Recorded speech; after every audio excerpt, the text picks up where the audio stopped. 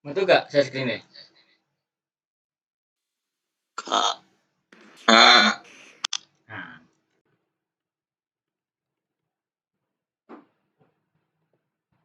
Kak. Kak. Bang. Mi.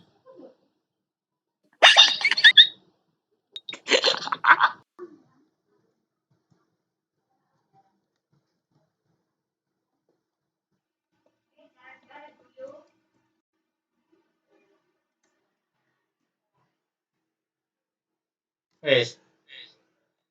Wish. Siap komandan. Oke, sebelumnya teman-teman on cam dulu ya. Sebentar, mau saya screenshot. Oke, sebentar aja.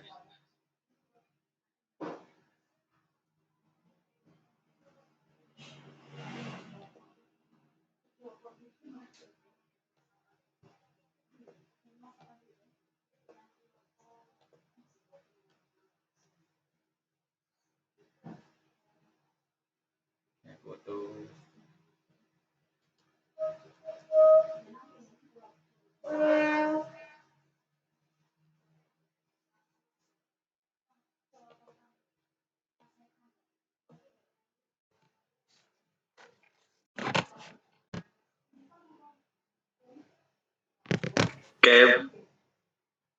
Oke, assalamualaikum warahmatullahi wabarakatuh. Waalaikumsalam warahmatullahi wabarakatuh. Alhamdulillah, segala puji bagi Allah yang Maha Pengasih lagi Maha Penyayang, yang membalas doa hamba-hambanya apabila kita berdoa dan mengingatnya. Pertama-tama, marilah kita panjatkan puja dan puji syukur kehadirat Allah Subhanahu wa taala yang mana telah mempertemukan kita dalam acara kesempatan kali ini dengan keadaan sehat walafiat. Selawat serta salam tak lupa mari kita junjung tinggi kepada baginda kita Nabi Muhammad SAW yang kita nantikan syafaatnya di yaumil qiyamah nanti. Baik teman-teman semuanya, bentar ada sedikit kendala.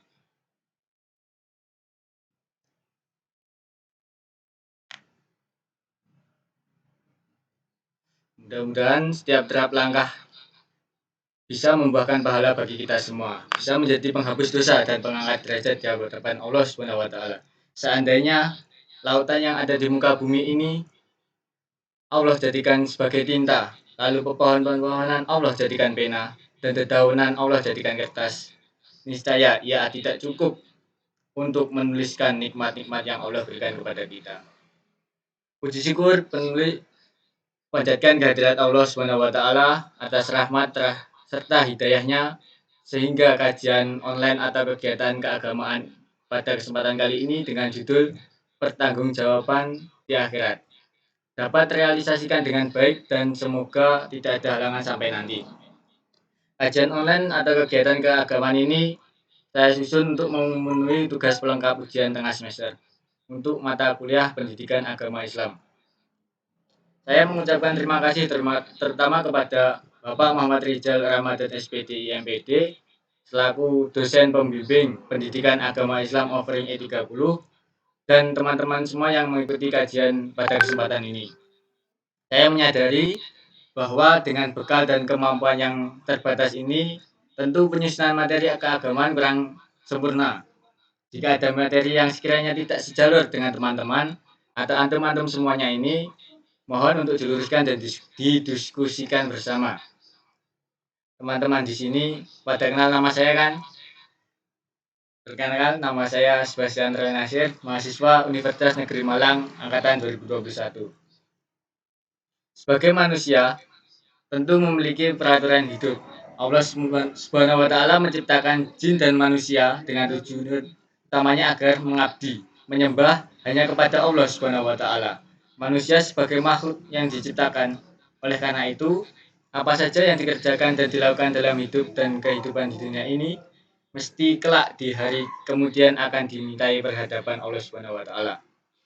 Di dalam sabda Rasulullah, sebuah hadis yang diriwayatkan oleh Tabrani, Rasulullah Shallallahu Alaihi Wasallam yang artinya tidak akan beranjak dari seorang hamba dari tempat berdirinya di hadapan Allah sebelum ditanya 4 perkara. yaitu tentang umurnya ini dipakai untuk apa aja sih, dan ilmunya bagaimana caranya, tentang bagaimana cara memperoleh dan membelajarkan belanjanya, dan yang terakhir tentang jasmaninya untuk apa. Tentu saja apa ya saja yang dikerjakan dan dilakukan dalam hidup ini di dunia, meski kelak di hari yaumil akhir diminta pertanggungjawaban oleh Allah Subhanahu wa taala. Mungkinkah kita akan masuk surga Allah? Mungkinkah orang seperti kita ini masuk surga? Di sini kita akan membahas tentang yang pertama, bagaimana menjadi mahasiswa mempunyai dedikasi tinggi dalam bertakwa. Dan yang kedua, bagaimana menjadi mahasiswa yang menghadapi musibah dengan rasa ketakwaan dalam diri kepada Allah Subhanahu wa taala. Dan yang ketiga, bagaimana menjadi mahasiswa mempunyai dedikasi tinggi dalam bertakwa dan pantas menjadi ahli surga. Baik, langsung ke materi pertama, bagaimana menjadi mahasiswa yang bertakwa. Wahai orang-orang beriman, menurut Ana, semua yang hadir di tempat ini adalah orang-orang yang beriman. Berarti kita dipanggil jamaah oleh Allah Subhanahu wa taala untuk menjadi orang-orang yang beriman. Berulang kali Allah memanggil kita di dalam Al-Qur'anul Karim, tapi kita tidak mendengarkan. Kita sibuk dengan aktivitas kita. Allah mengatakan, taqulllahu haqqa tuqatih, yang artinya bertakwalah kepada Allah dengan sebenarnya takwa. Sebagian berkata kalau takwa ini sering mendengarnya, padahal itu bukan hanya ucapan yang terdengar, tapi takwa adalah mengingat Allah selalu dan tidak melupakannya. Takwa adalah bersyukur kepada Allah dan tidak kufur. Takwa adalah melaksanakan perintahnya dan menjauhi larangannya. Dan pengertian takwa menurut istilah kita dapatkan di banyak literatur, termasuk Al-Quran, hadis, dan pendapat sahabat dan para ulama. Semua pengertian itu mengarah pada satu konsep, yakni dapat diartikan bertakwa secara dedikasi adalah melaksanakan semua perintah Allah, melarang larangannya, dan menjaga diri agar terhindar dari api neraka atau murka Allah dengan penuh keyakinan dan semangat dalam dirinya. Ibnu Abbas mendefinisikan takwa sebagai takut berbuat syirik kepada Allah dan selalu melaksanakan ketaatan kepadanya. Ketika Abu Dzar Al-Ghifari meminta nasihat kepada baginda Rasulullah, maka pesan paling pertama dan utama yang beliau sampaikan kepada sahabatnya itu adalah takwa. Rasulullah SAW bersabda, saya wasiatkan bertakwalah kepada Allah karena takwa itu adalah pokok dari segala perkara. Dan kedua, teman-teman semuanya, musibah dengan ketakwaan. Wala tamutunna illa wa antum muslimun. Jangan mati kalian kecuali dalam keadaan Islam. Jadi teman-teman, kita itu semoga nanti ketika meninggal dalam keadaan Islam ya teman-teman. Ahibati fillah, kalau kita melihat peristiwa demi peristiwa yang kita hadapi di rumah kita, di diri kita pribadi, di kampung kita, di negeri kita, ada banyak musibah dan ternyata musibah itu seakan-akan tidak pernah berhenti menimpa kita. Kenapa teman-teman? Yaitu karena memang kita sedang berada di negeri yang balak. Kita sedang hidup di dunia yang kata Allah Azza wa Jalla, kami benar-benar akan menguji kalian dengan rasa takut, rasa lapar, dan ada kekurangan harta, kekurangan buah-buahan, dan kekurangan kerabat. Musibah-musibah yang menimpa kita, yang menimpa saudara kita, ada kehilangan sebagian motornya, ada sebagian yang terbakar rumahnya, ada sebagian besar di negerinya. Menurut diri kita, musibah itu besar. Kasihan fulan, bapaknya meninggal. Ibunya pun juga meninggal. Rumahnya habis. Dan satu kampung hilang dari desa. Lalu, apa makna dan hakikat musibah itu? Dalam Kamus Besar Bahasa Indonesia, musibah diartikan dengan kejadian-kejadian yang menimpa atau malapetaka dan bencana. Hal ini bagaimana hadis Rasulullah SAW dalam kitab Jami' Sahih Al-Bukhari, barang siapa yang dikehendaki Allah Subhanahu wa taala untuk mendapatkan kebaikan, maka dia akan ditimpa musibah. Yakin diuji dengan berbagai bencana supaya Allah Subhanahu wa taala memberikan pahala kepadanya. Musibah adalah perihal yang turunnya atau kehadirannya pada manusia tidak disukai. Dari penjelasan di atas, musibah menurut Al-Quran merupakan bentuk ujian dan teguran dari Allah Subhanahu wa taala berupa hal baik ataupun buruk, seperti kelaparan, ketakutan, kematian, kekurangan harta, dan lain sebagainya. Musibah pada hakikatnya bagian dari seluruh rencana Allah Subhanahu wa taala dalam penciptaan alam semesta.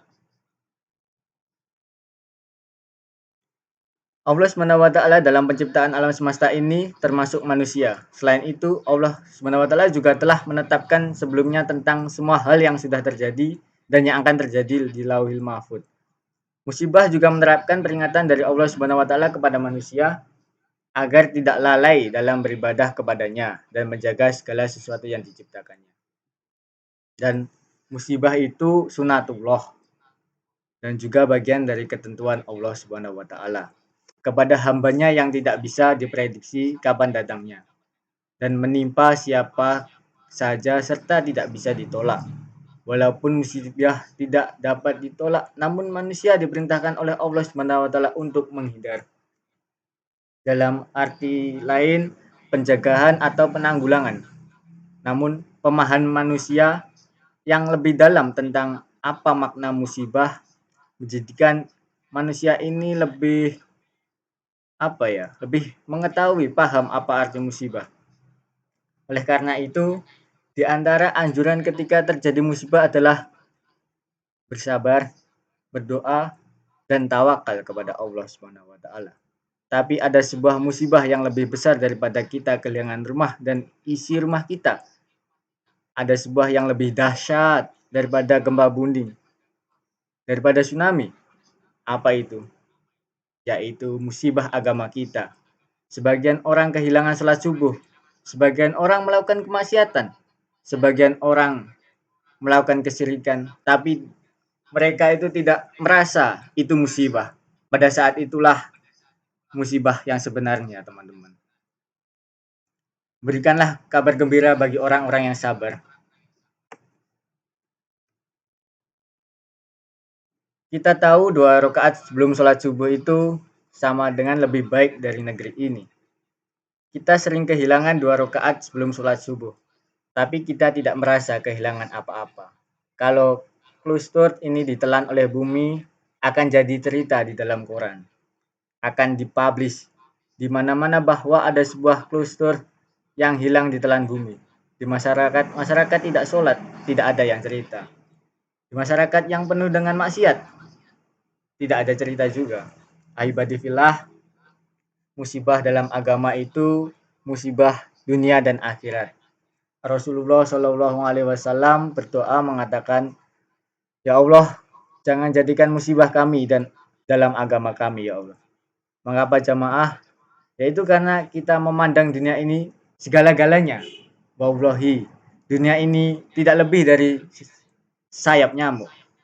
Antum pandang dunia, antum pandang mobil-mobil yang mewah, antum pandang gedung-gedung yang mewah, antum lihat semua itu dan antum pegang satu nyamuk.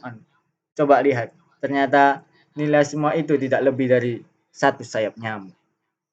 Tapi kita berjuang dari pagi sampai sore, malam hari kita bekerja lembur.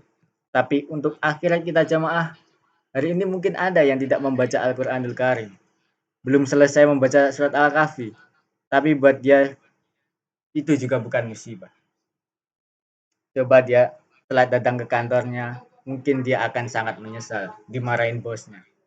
Aibadillah, Allah mengatakan, Allah berfirman, kalian lebih mementingkan kehidupan dunia, akhirat itu lebih baik dan lebih abadi. Wal akhiratu khairum wa abqa. Akhirat itu lebih baik dan lebih abadi. Semua yang kita lihat akan kita tinggalkan jemaah. Dan baik yang terakhir masuk ke materi 3. Mungkinkah kita akan masuk surganya Allah? Allah berfirman, bal tu'siruna hayatad dunya. Kalian lebih mementingkan kehidupan dunia. Wal akhiratu khairum wa abqa. Dan saya ulangi lagi, akhirat itu lebih baik dan lebih abadi. Mungkinkah orang seperti kita ini masuk surga, teman-teman? Kita tidak ada yang tahu. Kita hanya wajib beribadah untuk menyembah Allah. Para sahabat Nabi ketika mereka sampai ke kota Madinah, setelah hidup 13 tahun penuh perjuangan dan pengorbanan, rumah mereka ditinggalkan, keluarga mereka ditinggalkan di kota Mekah. Mereka datang ke kota Madinah untuk hijrah. Ternyata Allah masih menegur mereka di surat Al-Baqarah ayat 214. Allah berfirman, "Apakah kalian mengira kalian akan masuk surga? Perjuangan apa yang sudah kita lakukan? Sehingga kita santai dan darah mana yang sudah kita teteskan untuk agama Islam." Kita mungkin tidak terbayang seperti apa surga yang Allah tawarkan. Kerudungnya bidadari surga kalau dibandingkan dengan dunia, maka itu lebih baik dari dunia dan seisinya. Orang bangga punya jam 5 miliar, bangga punya baju 1 miliar, punya tas 1 miliar. Kerudungnya penghuni surga itu lebih baik dari dunia dan seisinya.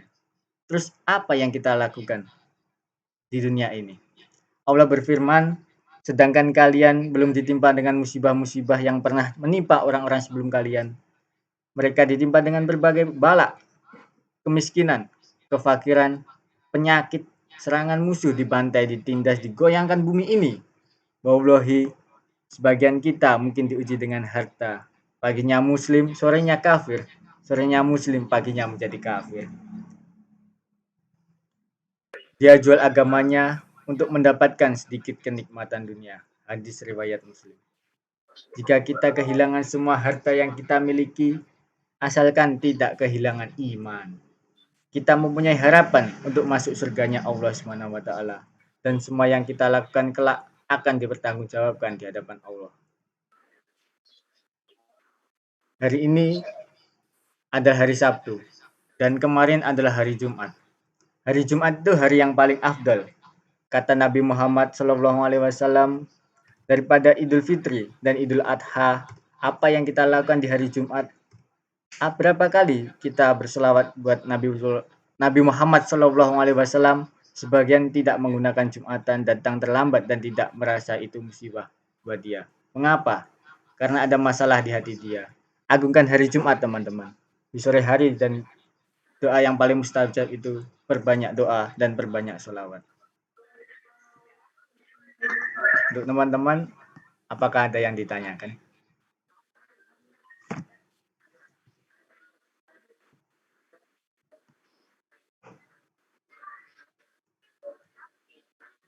Ini teman-teman buat slide-nya ketinggalan tadi karena terlalu fokus kepada materi.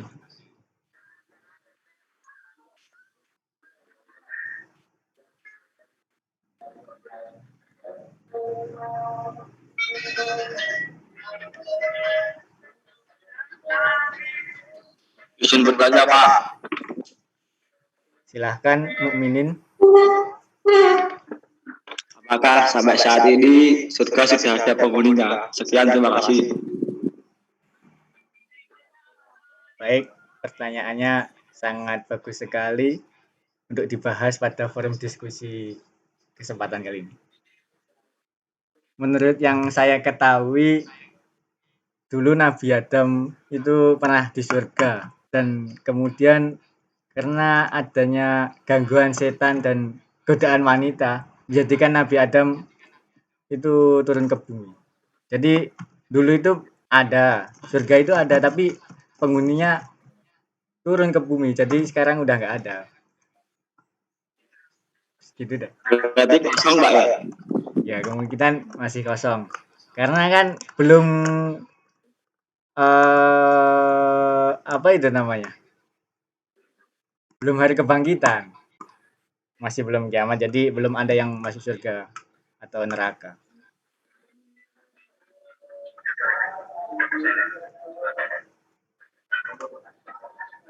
Baik, ada yang ditanyakan lagi?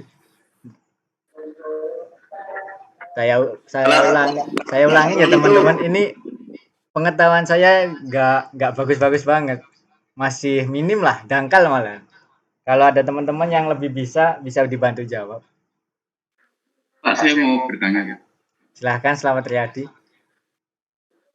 Bagaimana caranya agar kita bisa seimbang dunia dan akhirat? Agar kita seimbang dunia dan akhirat ya. kita itu sebenarnya cuma fokus di akhirat saja, pasti dunia akan mengikuti. Begitu. Contohnya kita rajin sholat nih, sholat tepat waktu. Kita sering sholat tepat waktu apalagi di masjid. Tapi sayangnya corona ini kita nggak bisa di masjid ya.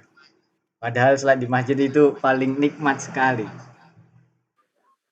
Jadi kalau kita sering sholat masjid dan sholat tepat waktu dan pastinya kegiatan-kegiatan lain akan juga ikut disiplin tepat waktu juga. Jadi intinya kalau kita akhiratnya aja udah tertib, apalagi dunia pasti juga mengikuti. Begitu Mas Slamet Riyadi. Mau satu lagi, Pak. Iya Mas. Apa saja yang harus kita lakukan agar terhindar dari kezaliman dunia? Apa saja yang harus kita lakukan agar terhindar dari kezaliman dunia? Iya. Kalau bentar ya. Agar kita terhindar dari kezaliman dunia itu ya sama dengan materi yang pertama tadi, Mas. Yaitu bertakwa kepada Allah Subhanahu wa taala. Saya kembalikan slide-nya. Allah menyuruh kita wala tamutunna illa wa antum muslimun. Jangan mati kecuali dalam keadaan Islam. Dan bertakwalah kalian kepada Allah dengan sebenar-benarnya takwa. Begitu Mas Slamet Riyadi. Oke Pak, makasih Pak. Intinya kuatin iman aja. Dan jangan terpengaruh dengan teman-teman yang sesat. Kan kita lagi di mahasiswa itu baru pasti punya dampak positif dan dampak buruknya. Kita harus bisa memilah mana yang baik dan mana yang buruk.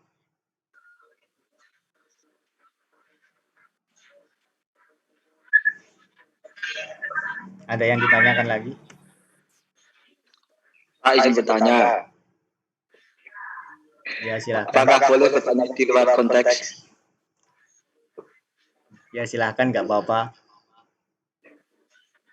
Tahu saya dulu katanya Isa al-Masih itu disalib terus rohnya atau jasadnya itu diangkat ke langit. Itu diletakkan di mana, Pak?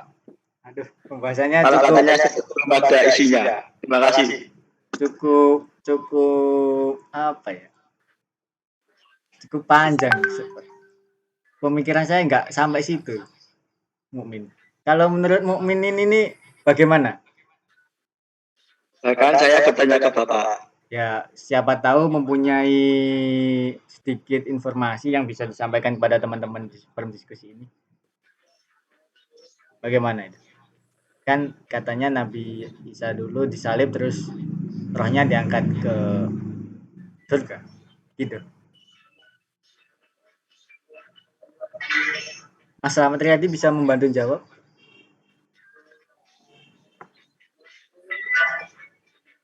Atau Mas Sai? Ini namanya bagus-bagus semua ya.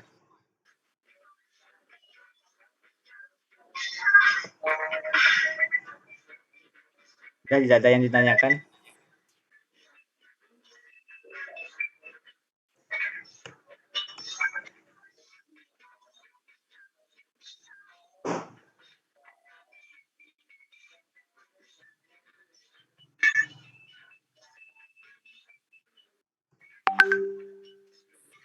Ya udah kalau gitu teman-teman semuanya, terima kasih sudah mau berpartisipasi dalam kajian online ini. Nantinya akan saya adakan kajian lagi supaya kita menambah keimanan dan ketakwaan kepada Allah Subhanahu wa taala. Terima kasih buat teman-teman, semoga sehat selalu dan istiqomah dalam beribadah. Saya tutup. Wassalamualaikum warahmatullahi wabarakatuh. Waalaikumsalam warahmatullahi wabarakatuh. Bagus.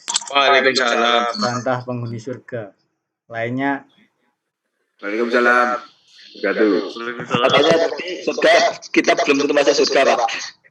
ya kan dengan cara berikhtiar itu bisa menjadikan kita ahli surga. Ya, amin. Mas, boleh on cam, Mas? Mas Mukminin. Pak, katanya gajian lagi, Pak. Kapan, Pak? Kalau mau diadakan kapan lagi? Kita buat kajian rutin aja. Kamen berikut materi ya, Pak ya. Ya. Pak, nanti ada tugas resume materi nggak, Pak? Oh, untuk resume materi itu secara pribadi aja. Kalau mau tolabul ilmi untuk berilmu, menambah keilmuan, silahkan di resume. Kalau nggak mau juga